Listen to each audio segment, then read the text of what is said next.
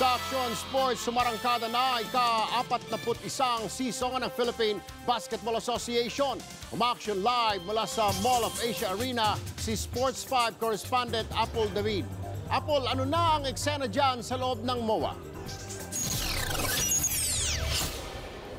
Yes, Erwin, dinagsa ng mga fans ang pagbubukas ng 41st season ng PBA dito sa Mall of Asia Arena kung saan nga kakatapos lang ng opening ceremony. Siyempre, inabangan ang mga muses. Isa na dyan si Ann Collis, Miss Globe 2015 para sa NLEX, Singer Karil para sa Global Port Volleybells, Alexa Maisek at Rachel Andakis naman para sa SMB. Nandyan din ang Youth Ambassador Sam, Tara, and Francesca Borlain para sa Alaska, Mika Reyes naman for Barako, RC Munoz sa Ginebra, Max Collins sa Blackwater.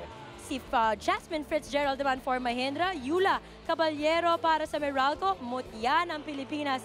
First runner-up, Julie Burgoyne sa Rainer Shine, Eliza Valdez sa Talk and Text at ang Miss Global International candidates naman para sa Star Hotshots. Humarap din sa publiko si PBA Commissioner Chito Narvasa at ibinida ang pagbabago sa rules ng PBA para mabawasan ang pisikalan at mahikayat ang players na ipakita ang kanilang galing at talento. Muli ring iginiit ni Narvasa ang buong suporta ng liga sa SBP at nagbigay pugay kay President Manny V. Pangilinan at sa buong Gilas. Isa-isa nga rin ipinakilala ang miyembro ng Gilas Pilipinas na pinangunahan nila Jason Castro, Terence Romeo at Calvin Abueva.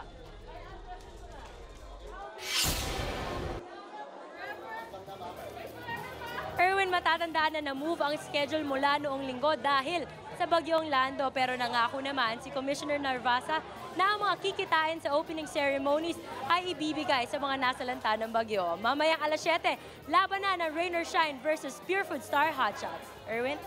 Maraming salamat sa iyo, Apple David ng Sports 5. Be sure to come back. News 5 everywhere. Copyright 2015.